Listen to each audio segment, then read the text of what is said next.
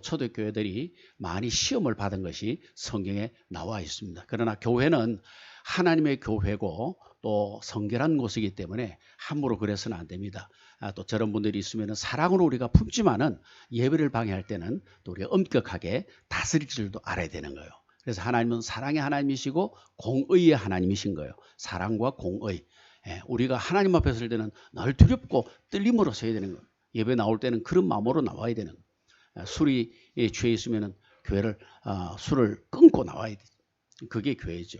자, 오늘은 주시는 말씀으로 이제 목자의 경배, 목자, 소나 양, 말 이런 짐승을 기르고 양육하고 하는 사람을 목자라고 하는데, 목자가 예수님의 나심을 경배한 이 일을 가지고 이제 함께 말씀의 은혜를 나누고자 합니다. 예수님의 탄생은 지금으로부터 약 2020여 년 전 로마의, 우리 성경에는 아구스도 이렇게 되어 있는데 역사책에 정확하게 나오는 것은 아우구스투스 이렇게 말 들어보셨을 겁니다. 아우구스투스 황제의 집권 시기에 이루어졌습니다. 다시 말하면 이것은 역사적인 사건이라는 겁니다. 분명한 역사적인 일이라는 거지요. 이 아우구스투스 황제는 칙령을, 황제의 명령을 칙령이라 그래요. 칙령을 내려서 로마의 지배를 받는 모든 나라로 하여금 호적을 등록하게 했습니다. 그러니까 국가의 여러 가지 인구를 조사를 해서 이제 군사를 또 재편성하고 또 세금을 바로 부과하고 이런 일들로 로마 제국이 지금으로 치면은 지중해를 끼고 있는 유럽에 있는 또 아프리카에 있는 모든 나라들을 아우르는 엄청난 제국이었죠. 황제의 명령은 이제 즉각적으로 시행이 되어서 모든 사람이 호적하러 저마다 자기 고향으로 이제 돌아갔습니다. 요셉은 다윗 가문의 자손이기 때문에 갈릴리 나사렛 동네에서 유대에 있는 베들레헴이라는 다윗의 동네로 가게 되었습니다. 그러니까 이스라엘 북쪽에서 이제 남쪽으로 내려왔다는 거죠. 이때 그는 자기의 약혼자인 마리아와 함께 갔습니다. 당시 마리아는 임신 중이었고 그들이 거기 머물러 있는 동안에 해산할 날이 임박해졌습니다. 그렇지만 이 베들레헴에는 들어갈 여관이 없었습니다. 베들레헴 해보아야 조그만 마을인데 갑자기 이제 전 곳곳에서 로마의 그 흩어져 있던 모든 사람 중에 베들레헴을 이제 자기의 본적으로 가지고 있는 사람, 고향으로 가지고 있는 사람들이 한꺼번에 몰려드니까 여관마다 꽉꽉 차서 사람이 들어갈 자리가 없더라는 거예요. 이에 마리아는 출산한 첫 아들 바로 예수님입니다. 예수님을 포대기에 싸서 구유에 눕혀 두었습니다. 구유는 우리가 아는 것처럼 짐승의 먹이통입니다. 거기에 이제 풀이라든지 여물을 넣어서 짐승들이 먹게 하는 여물통입니다. 나무로 깎아 만들죠. 그러니까 마리아 부부는 임시로 어느 집에 마구간에 지금 머물렀던 거예요. 바로 이것이 메시아 탄생의 전경입니다. 그렇지만 아무리 해도 너무한 것 같습니다. 하나님께서도 이것을 잘 아셨습니다. 그래서 하나님께서는 예수님의 탄생에 너무 이 쓸쓸함을 보시고 하나님께서 천군 천사를 파송하셨고요, 메시아 탄생을 축하하게 하셨습니다.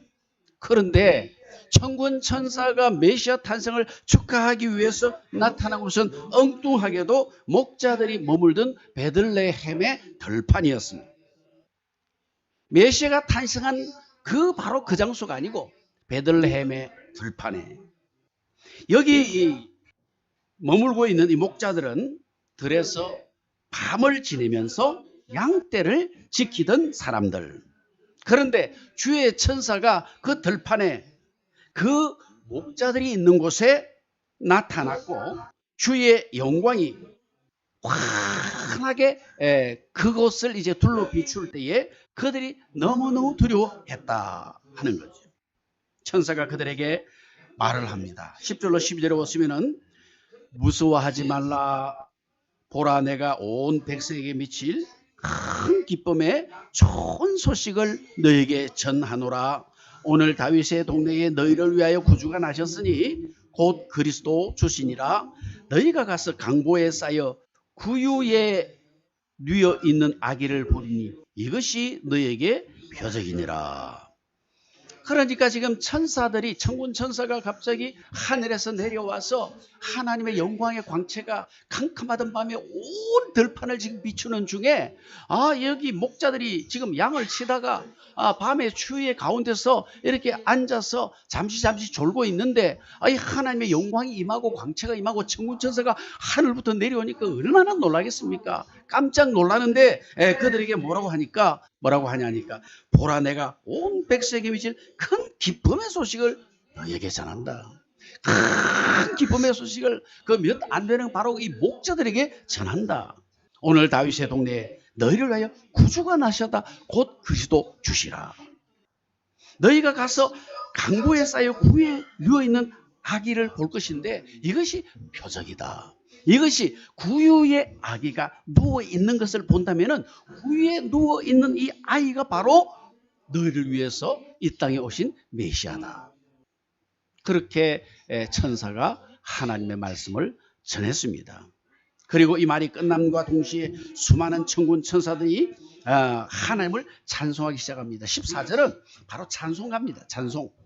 우리는 가사만 적혀 있지만은 천군 천사가 하늘에 그냥 이런 음악과 더불어서 찬송하는 소리입니다. 지극히 높은 곳에서는 하나님께 영광이요, 땅에서는 하나님이 기뻐하신 사람들 중에 평화로다. 원래는 이걸 찬송인데 곡조가 안 전해 오는 거예요. 천군 천사가 거기에 지금 찬송을 하는데 목자들이 무슨 그 곡을 받아 적겠어요? 아무도 그 곡을 모릅니다. 나중에 우리가 천국 가서 천군 천사들에게 그때 불렀던 이 찬송 한번 불러보세요. 그래서 배울 수 있겠죠? 우리는 어쨌든 이 가사만 남아있는 거예요. 지극히 높은 곳에서는 하나님께 영광, 땅에서는 하나님이 기뻐하신 사람들 중에 평화. 예수님이 오신 게 그 말이에요. 하나님께는 영광이, 우리에게는 기뻐할 만한 일이다. 이 엄청난 일이 지금 베들레헴 들에서 벌어졌습니다. 그 광경을 목격한 사람은 양치는 목자들이 유일했습니다. 왜 그런가? 여기에 복잡한 하나님의 마음이 우리가 숨겨진 것을 알 수가 있는 거예요. 하나님께서는 독생자가 이 땅에 오시는 것을 많은 사람들에게 나타내 보이고 싶은 생각이 꿀뚝 같은 거예요. 그런데 아직은 아닙니다. 왜요? 믿을 자만 믿게 하시기 위해서, 즉 예수님의 오심을 기대하는 자가 그리 많지가 않다, 그 말이에요. 그러니 목자들에게 하나님의 마음을 나타내시고 그들로 하여금 만민에게 전하도록 하신 것이라. 그래서 오늘 우리가 알게 된 겁니다. 이 목자들이 본 사실을 전달함으로 인해서 오늘 오고 오는 2000년 어간의 모든 교회 성도들에게 이 사실이 알려지는 거예요. 하나님께서는 원래는 모두에게 알리고 싶었지만 믿는 자가 없는 거예요. 그 당시에 목자들에게 하나님께서는 이 광경을 보이시고 너희가 가서 이 사실을 전하라. 그러면 왜 하필 이 목자인가? 왜 이 목자들에게 하나님께서는 천군 천사를 파송해서 메시아 탄생을 알리라고 하시는 것이냐? 왜 그들에게만 성탄의 기쁜 소식을 전하는 것이냐? 이에 대한 재미있는 근거가 최근에 밝혀졌습니다. 이 목자들은 그냥 목자가 아니더라는 거죠. 당시 베들레헴 들판에서 이 방목을 하던 이 사람들은 레갑의 후손들입니다. 레갑의 후손들. 그들에 관해서는 구약 성경 예레미야서 35장에 자세히 나타나고 있습니다. 그들은 조상의 명령을 따라서 자손 대대로 그 명령을 지켜오던 사람들. 그것은 뭐냐고 하니까 하나님께서 그 시대 사람들이 술에 취해서 오늘 우리 동철 씨 술에 취해서 저렇게 지금 했는데 그 시대 사람들도 술에 취해서 정신없이 행하고 하나님 앞에 영광 돌리지 못하고 하니까 이제 하나님께서 말씀에 포도주에 취하지 마라, 포도주를 먹지 마라 하는 그 말씀을 이 레갑이라고 하는 사람이 받아서 그래 이 나라가 술로 망한다. 너희들은 이제 후손들에게 절대로 포도주를 먹지 마라. 그렇게 당부를 하는 겁니다. 우리가 부모님들이 자녀들에게 이렇게 뭔가 죽을 때에 유언을 남기지 않습니까? 이 후손들에게 너희들은 포도주 먹지 마라. 이 시대 사람들이 술에 취해서 허랑방탕하고 하나님 섬기지 않는 거 본받지 않도록 너희들은 포도주 먹지 마라. 이 명령을 자손 대대로 지켜오던 사람들, 그 명령을 절대적으로 순종한 사람들, 그래서 심지어 집도 짓지 않고 포도주 농장, 무슨 어떤 땅을 소유하지도 않고 포도주와 관계된 것은 아예 멀리하면서 살아왔던 백성들, 그 후손들, 그들이 들에서 수백 년 동안을 대대로 양을 치며 살아왔다는 겁니다. 포도주를 먹지 않고 해서 그 조상 레갑이 너희들은 하나님을 섬김에 있어서 술에 취하지 않도록 포도주 먹지 마. 이 명령 지키기 위해서 살아온 사람들. 예레미야 35장 6절로 10절을 보시면은 제가 읽어드릴게요. 그들이 이르되 우리는 포도주를 마시지 아니하겠노라. 레갑의 아들 우리 선조 요나답이 우리에게 명령하여 이르기를 너희와 너희 자손은 영원히 포도주를 마시지 말며 너희가 집도 짓지 말며 파종도 하지 말며 포도원을 소유하지도 말고 너희는 평생 동안 장막에 살아라. 그리하면 너희가 머물러 사는 땅에서 너희 생명이 길리라 하였으므로 우리가 레갑의 아들 우리 선조 요나답이 우리에게 명령한 모든 말을 순종하여 우리와 우리 아내와 자녀가 평생 동안 포도주를 마시지 아니하며 살 집도 짓지 아니하며 포도원이나 밭이나 종자도 가지지 아니하고 장막에 머물면서 우리 선조 요나답이 우리에게 명령한 대로 다 지켜 행하였노라. 레갑의 아들 요나답의 명령, 이 레갑의 후손들이 그 요나답의 명령을 지켜서 포도주를 먹지 않기 위해서 이렇게 지금까지 살아오고 있다. 그런 이유로 예수님이 탄생하시는 그 날까지 장막을 짓고 머물러 살던 곳이 베들레헴 들판이었다는 거예요. 최근 고정으로 이제 밝혀지는 겁니다. 하나님께서는 그들의 순종을 칭찬하시면서 당시 이스라엘의 불순종을 꾸짖으셨던 기록이 또한 성경에 나타나 있습니다. 그러면서 레갑의 자손들은 내 앞에 대대로 영원토록 서게 될 것이다. 그렇게 약속을 하셨어요. 예레미야 35장 16절로 19절에 보시면 레갑의 아들 요나답의 자손은 그의 선조가 그들에게 명령한 그 명령을 지켜 행하나 이 백성은 내게 순종하지 아니하도다. 레갑의 아들 요나답의 후손들은 그의 아버지의 명령을 하나님께서 하신 말씀 따라 그렇게 지금까지 순종하는데 반해서 다른 이스라엘의 모든 백성들은 내 말에 전혀 순종하지 아니하는도다. 그러므로 만군의 여호와 이스라엘의 하나님께서 이와 같이 말씀하시니라. 보라, 내가 유다와 예루살렘의 모든 주민에게 내가 그들에게 대하여 선포한 모든 재앙을 내리리니 이는 내가 그들에게 말하여도 듣지 아니하며 불러도 대답하지 아니함이니라 하셨다 하라. 예레미야가 레갑 사람의 가문에게 이르되 만군의 여호와 이스라엘의 하나님께서 이와 같이 말씀하시기를 너희가 너희 선조 요나답의 명령을 순종하여 그의 모든 규율을 지키며 그가 너희에게 명령한 것을 행하였도다. 그러므로 만군의 여호와 이스라엘의 하나님께서 이와 같이 말씀하시니라. 레갑의 아들 요나답에게서 내 앞에 설 사람이 영원히 끊어지지 아니하리라. 하나님께 약속하십니다. 레갑의 아들 요나답에게서 내 앞에 설 사람이 영원히 끊어지지 아니하리라. 하나님께서는 약속대로 이 땅에 임하시는 메시아를 그들에게 먼저 나타내셨습니다. 그들로 하여금 먼저 설 수 있게 하신 것이라. 예수님 앞에 그들이 먼저 서게 하신 것이라. 하나님께서도 수백 년의 그 약속의 말씀을 그대로 적용했다. 여러분 성경에 의하면은 그들이 탄생하신 예수님을 가장 먼저 경배한 사람.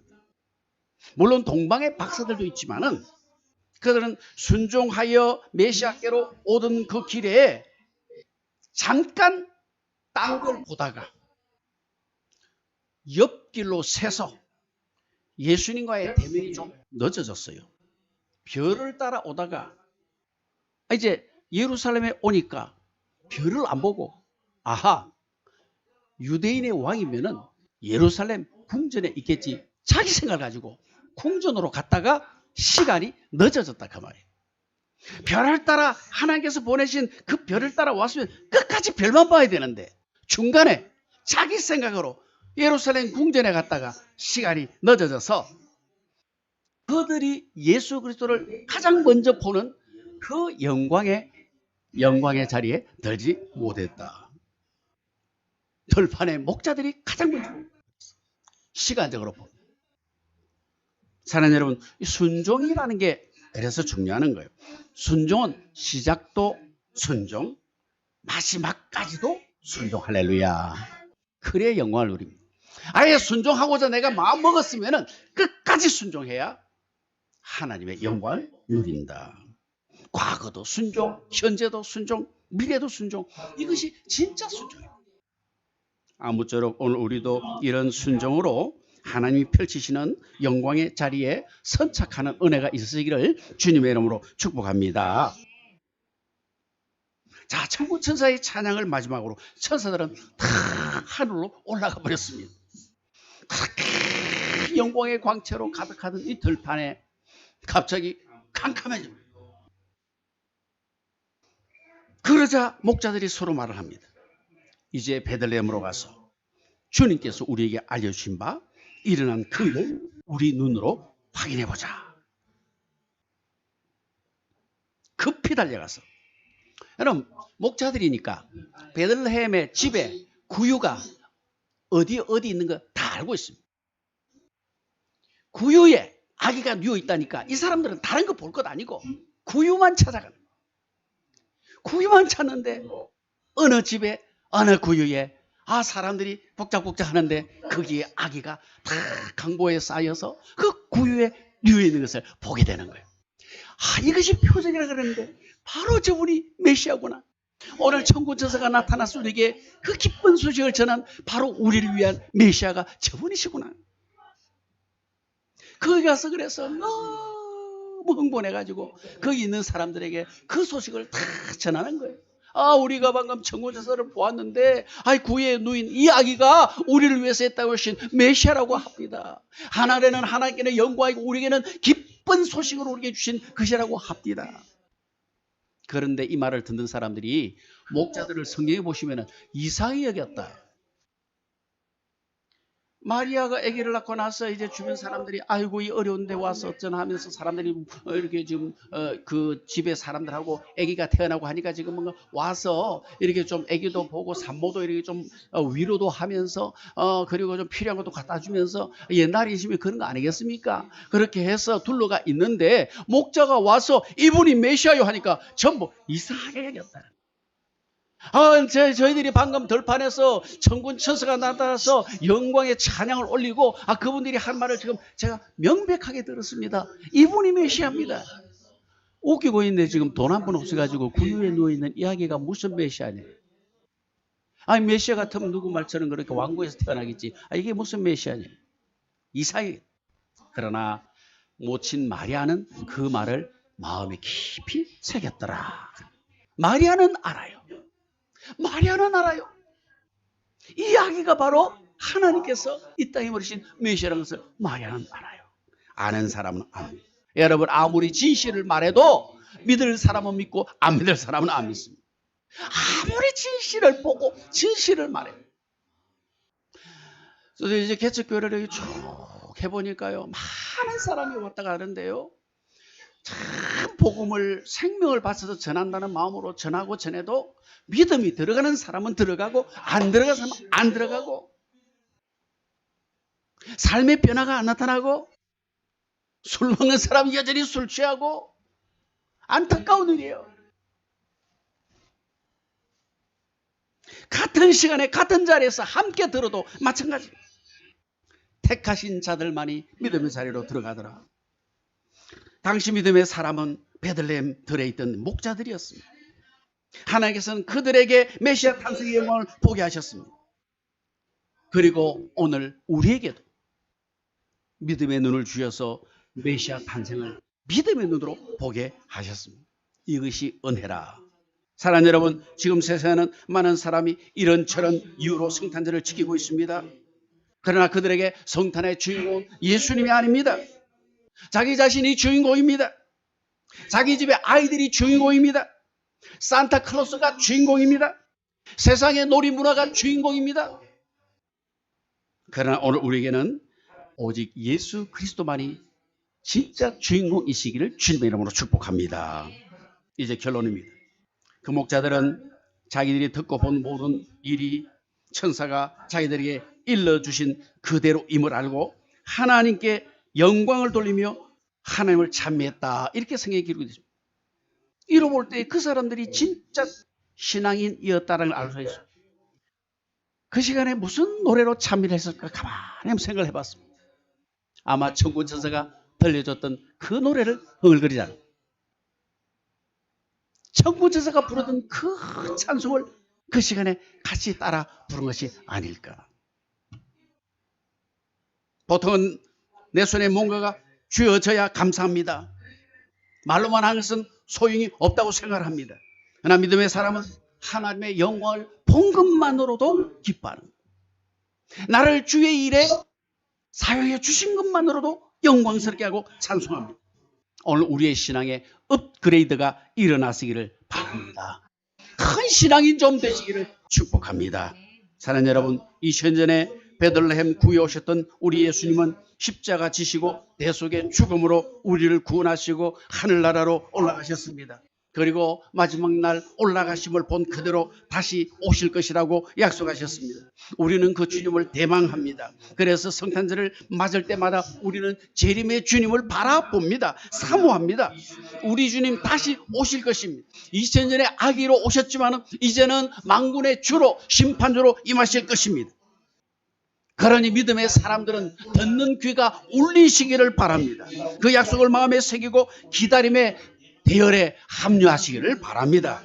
그래서 한 사람도 이탈하지 말고 재림의 날 주님의 손잡고 영원한 천국으로 올라가는 우리 모두 되어주시기를 주님의 이름으로 축복합니다. 아멘.